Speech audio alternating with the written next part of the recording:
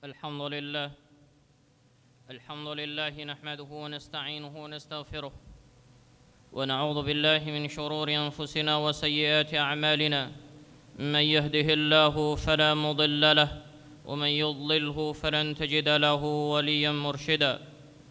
أشهد أن لا إله إلا الله وحده لا شريك له وأشهد أن محمدا عبده ونبيه ورسوله لا نبي ولا رسول بعده. اللهم صل وسلم وبارك وزد وأنعم وكرم على حبيبك ونبيك محمد وعلى آله وصحبه ومن تبعه بإحسان إلى يوم القيامة. فيا عباد الله اتقوا الله، أوصيكم ونفسي بتقوى الله وطاعته لعلكم ترحمون، كما قال سبحانه عز من قائل: يا أيها الذين آمنوا اتقوا الله حق تقاته ولا تموتن إلا وأنتم مسلمون. وقال: يا أيها الناس اتقوا ربكم الذي خلقكم من نفس واحدة وخلق منها زوجها وبث منهما رجالا كثيرا ونساء واتقوا الله الذي تساءلون به والأرحام إن الله كان عليكم رقيبا. Jamaah yang dirahmati oleh Allah Subhanahu wa taala, segala puji bagi Allah Subhanahu wa taala yang telah memberikan nikmat, karunia-Nya serta hidayahnya kepada kita semuanya, sehingga dengan hidayah Allah Subhanahu wa taala seorang mukmin mendapatkan hidayah untuk senantiasa beribadah, mendapatkan hidayah untuk dipermudah dengan ibadah, mendapatkan hidayah senantiasa beriman dan istiqamah. Nikmat waktu yang Allah berikan, bagian dari kenikmatan yang besar yang Allah berikan. Berapa banyak orang yang hakikatnya dia mampu tapi tidak punya waktu. Begitu juga nikmat kesempatan dari waktu ini Allah senantiasa firmankan tentang pentingnya waktu berkali-kali di dalam Al-Quran. Maka kita patut bersyukur kepada Allah Subhanahu wa taala. Dengan izinnya dan pertolongannya Allah memberikan keluangan bagi kita untuk senantiasa beribadah kepadanya. Salawat dan salam kita aturkan pada junjungan kita Nabi Muhammad sallallahu alaihi wasallam serta keluarga dan para sahabat-sahabatnya, para tabi'in, tabi'it tabi'in, dan orang-orang yang mengikuti mereka hingga akhir zaman nanti. Semoga kita termasuk di dalamnya. Jamaah Jumat yang dirahmati oleh Allah Subhanahu wa taala, Khatib mewasiatkan pada diri pribadi dan kepada jemaah sekalian untuk senantiasa bertakwa kepada Allah Subhanahu wa taala sebenar-benar takwa. Karena ketakwaan yang akan membawa keberuntungan dan kemenangan di dunia dan di akhirat. Karena ketakwaan penyebab dari Allah ridha, penyebab dari Allah ridha dan memberikan rahmatnya pada orang yang bertakwa. Pertolongan Allah datang kepada orang-orang yang bertakwa. Janji Allah jelas di dalam Al-Quran, banyak ayat yang berkenaan dengan takwa. Salah satunya, wa may yattaqillaha yaj'al lahu makhraja. Barang siapa yang bertakwa kepada Allah, maka Allah akan berikan jalan keluar baginya dari kesulitan dunia maupun kesulitan akhirat. Kesulitan dunia apapun, ketika ia mempunyai masalah, maka ketika ia bertakwa, pasti Allah akan berikan jalan keluarnya. Apalagi kesulitan akhirat, di saat semuanya menghadap, di saat semuanya harus menghadap Allah Subhanahu wa taala, dan di saat itu hanya ada satu harap, yakni harap kepada Allah Subhanahu wa taala. Jamaah Jumat yang dirahmati oleh Allah Subhanahu wa taala. Oleh karenanya, maka bagi kita semuanya sebagai seorang yang mukmin, yang beriman kepada Allah Subhanahu wa taala, sudah seharusnya merasa takut kepada Allah Subhanahu wa taala. Sudah seharusnya merasa khawatir jika amalan yang ia lakukan, yang kita lakukan, itu semuanya ternyata tidak ada nilainya. Ternyata itu sia-sia, ternyata tidak diterima oleh Allah Subhanahu wa taala, karena kita tidak tahu mana amalan kita yang diterima oleh Allah Subhanahu wa taala. Adakah amalan kita yang diterima oleh Allah Subhanahu wa taala? Maka tidak heran Umar bin Khattab radhiyallahu an pernah mengatakan, andai kata aku tahu ada satu amalanku yang diterima oleh Allah Subhanahu wa taala saja, maka aku berharap Allah mewatikan aku pada saat itu. Kemudian ia membaca sebuah ayat di dalam surat Al-Maidah. Disebutkan innama yataqabbalullahu minal muttaqin. Sesungguhnya Allah Subhanahu wa taala hanyalah menerima amalan dari orang-orang yang bertakwa. Artinya, pada saat seorang itu amalannya diterima oleh Allah Subhanahu wa taala, amalannya dikabul oleh Allah Subhanahu wa taala, cirinya pada saat itu ia menjadi pribadi orang yang bertakwa. Masalahnya, adakah kita tahu jika amalan kita diterima? Adakah kita tahu solat kita diterima? Adakah kita tahu zakat kita diterima? Adakah kita tahu amalan-amalan kita yang lainnya diterima? Umrahnya diterima, hajinya diterima, ataukah semuanya hanya sia-sia? Jemaah-jemaah yang dirahmati Allah Subhanahu wa taala, tidak heran Rasulullah sallallahu alaihi wasallam, sekelas Rasulullah sallallahu alaihi wasallam yang jelas-jelas jaminan baginya surga, yang jelas-jelas akan menempati surga yang paling tinggi, yang jelas-jelas beliau adalah manusia, bahkan makhluk terbaik di muka bumi yang Allah ciptakan. Rasulullah menangis karena takut kepada Allah Subhanahu wa taala. Rasulullah menangis karena beliau pernah melihat bagaimana gambaran neraka. Rasulullah menangis karena beliau pernah melihat bagaimana gambaran dari azab kubur, bagaimana orang-orang yang diadab dan disiksa di alam kuburnya. Rasulullah sangat takut kepada keagungan Allah Subhanahu wa taala. Maka beliau tidak pernah mengendurkan sedikit pun salatnya, tidak pernah mengendurkan ibadahnya sampai kakinya bengkak karena kebanyakan salat. Aisyah merasa iba seraya mengatakan, "Ya Rasulullah, wahai Rasulullah, kenapa engkau lakukan hal ini? Bukankah engkau sudah dijamin surga? Kenapa engkau harus merasakan hal seperti ini?" Maka jawaban Rasulullah SAW, "Apakah aku tidak boleh menjadi pribadi yang bersyukur atas kenikmatan yang Allah berikan itu, yakni jaminan surga?" Inilah Rasulullah SAW. Kita yang tidak ada jaminan surga, kita yang tidak ada jaminan amalan diterima, kita tidak ada jaminan syafaat dari Rasulnya, dari Rasulullah SAW. Lalu, apakah kita kemudian merasa kita adalah termasuk penghuni surga? Padahal kita tidak tahu apakah kita wafat dalam kondisi terbaik ataukah kita wafat dalam kondisi terjelek. Jemaah-jemaah yang dirahmati Allah Subhanahu wa taala, Rasulullah senantiasa menangis karena takut kepada Allah Subhanahu wa taala. Para sahabat menangis karena takut kepada Allah Subhanahu wa taala. Para sahabat menangis, bahkan Umar bin Khattab radhiyallahu an, itu terlihat dari antara pipi dan hidungnya seperti anak sungai karena banyaknya ia menangis. Maka didapati di malam hari rumah-rumah para sahabat itu ramai oleh tangisan-tangisan dari mereka karena takut kepada Allah. Mereka takut kepada Allah, mereka salat, mereka menghadap Allah, meminta ampun kepada Allah, meminta agar amalannya diterima, meminta kepada Allah Subhanahu wa taala keampunan, meminta kepada Allah Subhanahu wa taala petunjuk. Karena menangis karena Allah Subhanahu wa taala, bukan sembarang menangis. Umar yang dahulu sebelum masuk Islam adalah orang yang pantang nangis. Karena pada saat itu ajaran orang-orang Arab dahulu, orang-orang Arab itu pantang nangis dalam kondisi apapun bagi laki-laki. Maka didapati ada seorang yang melihat Rasulullah menangis karena cucunya meninggal dari anak Zainab. Maka ia mengatakan, "Ya Rasulullah, ada apa ini? Kenapa harus menangis?" Aneh baginya, tapi Rasulullah mengajarkan bahwasanya menangis itu bagian dari rahmat Allah Subhanahu wa taala. Jemaah-jemaah yang dirahmati Allah Subhanahu wa taala, menangis karena Allah bukan sembarang menangis. Menangis karena Allah merupakan suatu amalan yang sangat istimewa. Menangis karena Allah adalah suatu hal yang paling dicintai oleh Allah Subhanahu wa taala. Bahkan Rasulullah sallallahu alaihi wasallam memujinya. Karena orang yang menangis karena Allah, menangis karena takut kepada Allah, hakikatnya keluar dari hatinya karena takut kepada Allah, menunjukkan keimanannya, menunjukkan ketakwaannya, bahwasanya ia benar-benar takut kepada Allah Subhanahu wa taala. Karena orang hatinya keras, maka tidak akan pernah bisa menangis dan tidak akan pernah bisa merenungkan ayat-ayat Allah Subhanahu wa taala.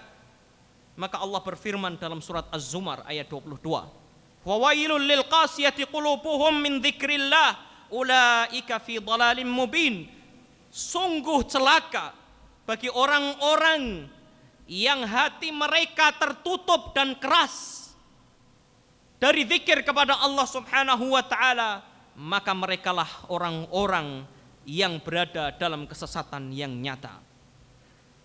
Sebagaimana disebutkan salah seorang salaf, Malik bin Dinar, beliau mengatakan, "Ma daraballahu 'abdan bi'uqubatin a'zam min qaswati qulubi."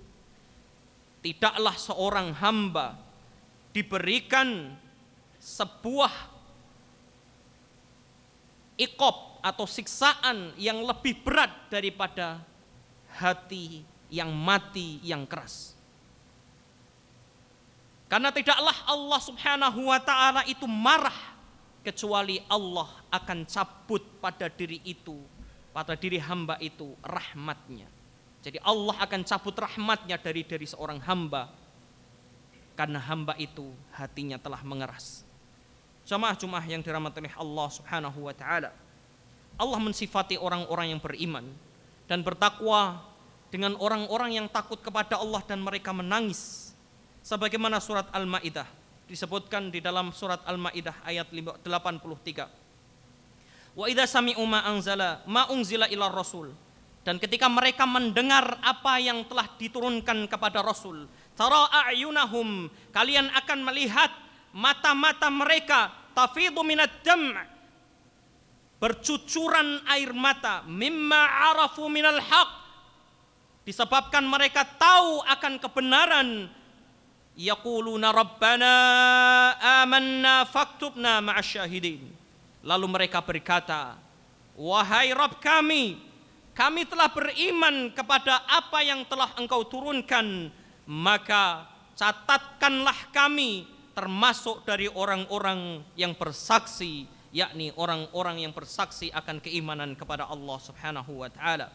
Surat Maryam ayat 58, Allah berfirman, "Idza tutla 'alaihim ayatul rahmani kharru sujjatan wa bukiya." Kata Allah Subhanahu wa taala, jika telah dibacakan kepada mereka ayat-ayat Allah Subhanahu wa taala yang Maha Rahman, mereka langsung sujud, mereka takut kepada Allah seraya mereka menangis sejadi-jadinya. Jemaah yang dirahmati Allah Subhanahu wa taala, maka Rasulullah sallallahu alaihi wasallam juga memberikan penjelasan keutamaan orang yang menangis karena Allah Subhanahu wa taala, sebagaimana dalam hadis Abu Umamah, dalam hadis yang diriwayatkan oleh At-Tirmidzi yang disahihkan oleh Al-Albani rahimahullah, disebutkan, laisa syai'un ahabbu ilallah, tidaklah ada suatu yang lebih dicintai oleh Allah Subhanahu wa taala min qatrataini wa atharain, daripada dua tetesan dan dua bekas. Dua tetesan dan dua bekas itu apa? Qatratun min dumu'in min khasyatillah fi khasyatillah, sebuah tetesan dan bekas dari air mata yang keluar karena takut kepada Allah Subhanahu wa taala. Dan yang kedua adalah tetesan serta athar ataupun bekas dari darah yang keluar karena berjuang memperjuangkan agama Allah, berjihad di jalan Allah Subhanahu wa taala. Kemudian di dalam hadis yang lain disebutkan, dalam hadis diriwayatkan oleh Tirmidzi lagi, la yalijun nar rajulun baka min khasyatillah hatta ya'ud al-laban fi ad-dara. Kata Rasulullah SAW, tidak mungkin akan masuk neraka orang yang nangis karena Allah Subhanahu wa taala, karena takut kepada Allah Subhanahu wa taala, sampai adanya air susu yang masuk ke dalam susu kembali. Artinya tidak mungkin orang yang menangis takut karena Allah tidak akan bisa masuk neraka. Allah haramkan neraka baginya, dan Allah berikan ia surga. Kemudian Disebutkan dalam hadis yang lain yang diriwayatkan oleh At-Tirmidzi, ainani la tamassuhumun nar, dua mata yang tidak akan pernah tersentuh oleh api neraka adalah ainun bakat min khasyatillah, mata yang menangis karena takut kepada Allah Subhanahu wa taala, dan yang kedua adalah ainun batat tahrusu fi sabilillah, mata yang senantiasa ia terjaga karena ia menjaga dalam urusan di jalan Allah Subhanahu wa taala, yakni mereka terjaga karena menjaga pasukan di sebuah peperangan di jalan Allah Subhanahu wa taala. Kemudian Rasulullah sallallahu alaihi wasallam juga menjelaskan salah satu dari 7 golongan yang disebutkan oleh Rasulullah sallallahu alaihi wasallam akan diberikan naungan di hari kiamat, di hari yang tidak ada naungan kecuali naungan Allah Subhanahu wa taala. Di saat padang mahsyar, matahari didekatkan sejauh 1 jengkal atau hanya 1 mil, artinya 1 jengkal sekali.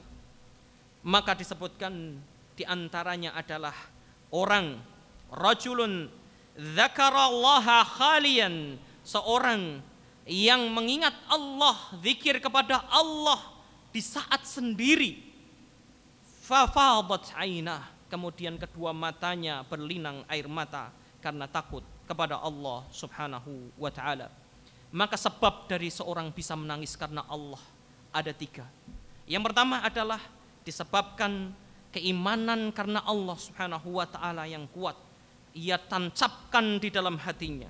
Yang kedua adalah ia senantiasa merenungkan tanda-tanda kekuasaan Allah, baik itu kauniyah maupun Qur'aniyah. Kauniyah dari semua makhluk yang ada. Sebagaimana Allah firmankan, afala yanzuruna ilal ibli kaifa khuliqat. Apakah mereka tidak melihat, tidak memikirkan bagaimana onta diciptakan? Itu penuh dengan tanda-tanda kekuasaan Allah. Begitu juga Allah firmankan, wa fi anfusikum afala tubsirun.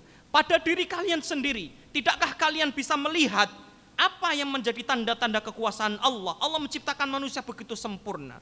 Begitu juga ayat-ayat yang sifatnya Qur'aniyah, ayat-ayat Allah yang ada di dalam ayat Al-Quran.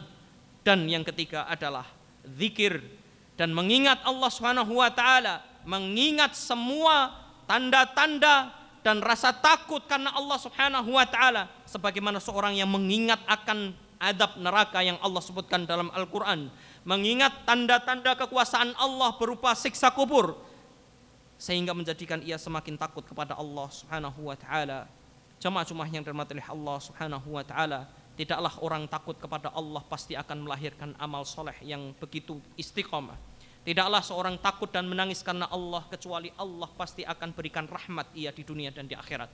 Tidaklah orang yang menangis karena Allah Subhanahu wa taala kecuali Allah akan ganti tangisan itu dengan kebahagiaan nanti di surganya kelak. Barakallahu li wa lakum fil Qur'anil azim wa nafa'ani wa iyyakum bima fihi minal ayati wadh-dhikril hakim wa taqabbalallahu minna wa minkum tilawatahu innahu huwal ghafurur rahim. Allahumma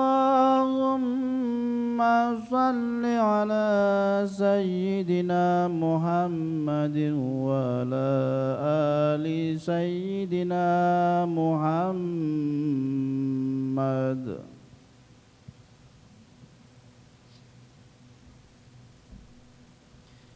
Alhamdulillah wal aqibatul husna liman ittaqallah.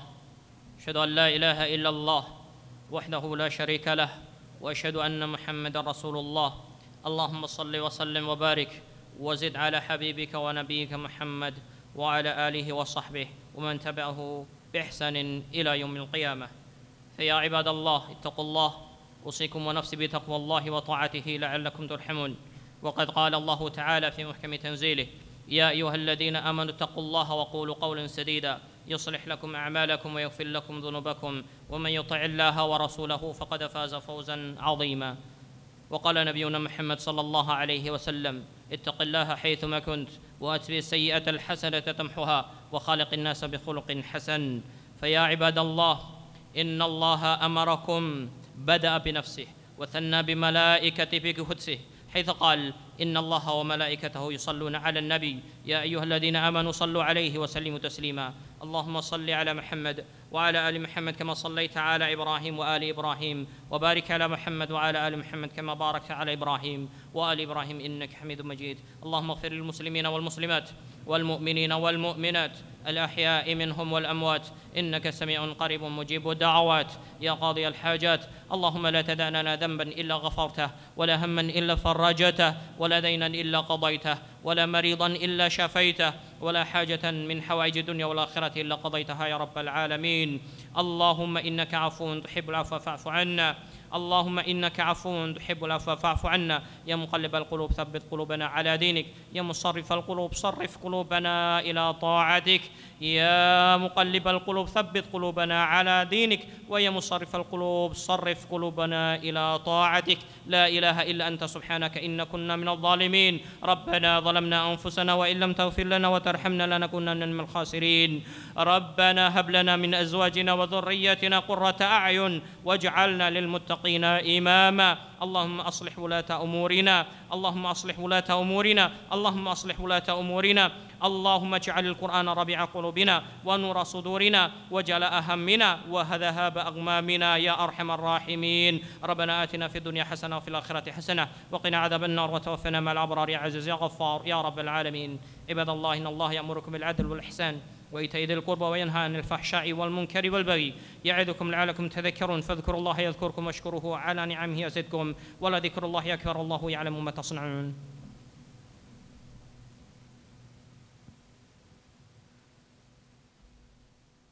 الله أكبر الله أكبر. تراصوا واعتدلوا.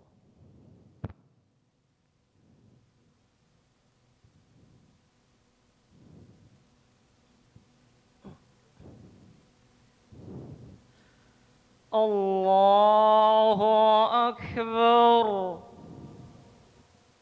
بسم الله الرحمن الرحيم. الحمد لله رب العالمين الرحمن الرحيم مالك يوم الدين. إياك نعبد وإياك نستعين. اهدنا الصراط المستقيم صراط الذين أنعمت عليهم غير المغضوب عليهم ولا الضالين.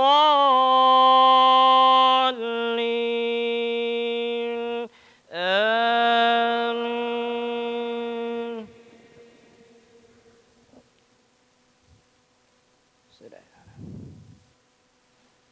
الحاقة ما الحاقة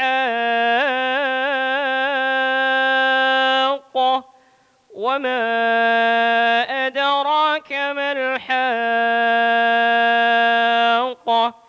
كذبت ثمود وعاد بالقارعة. فأما ثمود فأهلكوا بالطاغية وأما عاد فأهلكوا بريح صرصر عاتية سخرها عليهم 7 ليال و8 أيام حسوما فترى القوم فيها صرعى كأنهم أعجاز نخل خاوية فهل ترى لهم من باقية. وجاء فرعون ومن قبله والمؤتفكات بالخاطئة فعصوا رسول ربهم فأخذهم أخذة رابية. إنا لما طغى الماء حملناكم في الجارية لنجعلها لكم تذكرة وتعيها أذن واعية. فإذا نفخ في الصور نفخة واحدة وحملت الأرض والجبال فدكتا دكة واحدة فيومئذ وقعت الواقعة وانشقت السماء فهي يومئذ واهية. والملك على أرجائها ويحمل عرش ربك فوقهم يومئذ ثمانية يومئذ تعرضون لا تخفى منكم خافية. الله أكبر.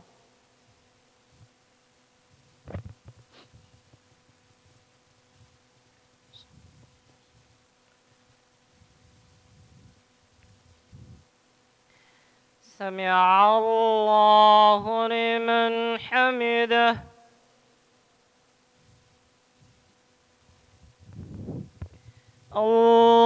الله أكبر.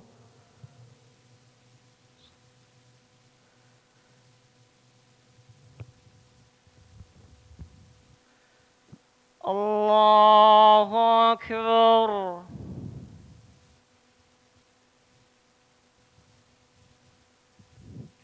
الله أكبر.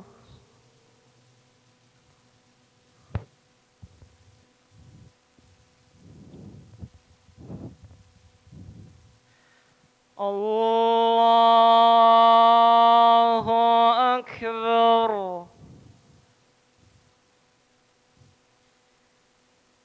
بسم الله الرحمن الرحيم. الحمد لله رب العالمين الرحمن الرحيم مالك يوم الدين إياك نعبد وإياك نستعين اهدنا الصراط المستقيم صراط الذين أنعمت عليهم غير المغضوب عليهم ولا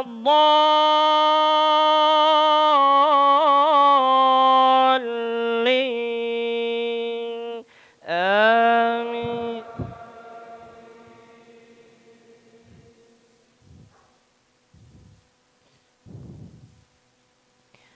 فأما من أوتي كتابه بيمينه فيقول هاؤم اقرءوا كتابيه إني ظننت أني ملاق حسابيه فهو في عيشة راضية في جنة عالية قطوفها دانية كلوا واشربوا هنيئا بما أسلفتم في الأيام الخالية. وأما من أوتي كتابه بشماله فيقول يا ليتني لم أوت كتابيه ولم أدر ما حسابيه يا ليتها كانت القاضية ما أغنى عني ماليه هلك عني سلطانيه خذوه فغلوه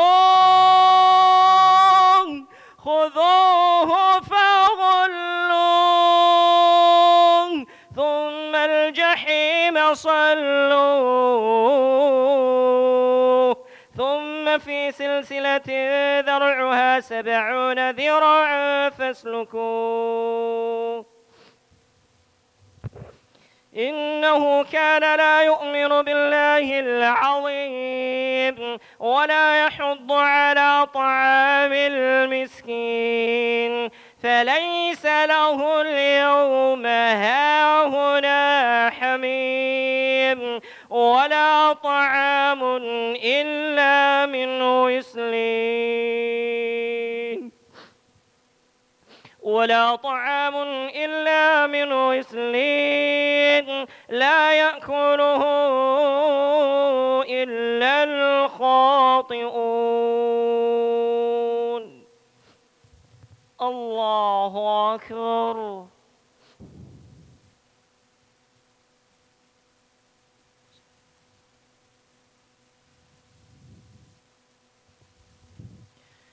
سمع الله لمن حمده. الله أكبر.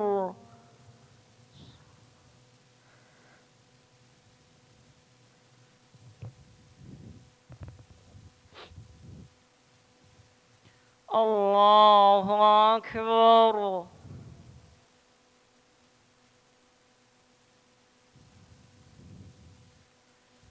الله أكبر.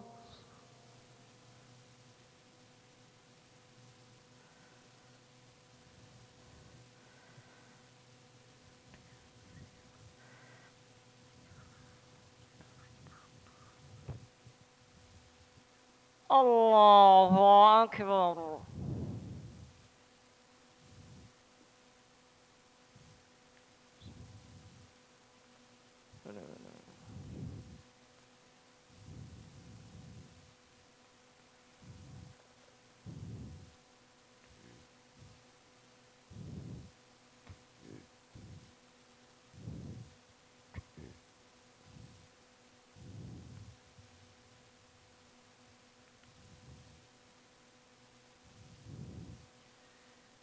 السلام عليكم ورحمة الله. السلام عليكم ورحمة الله.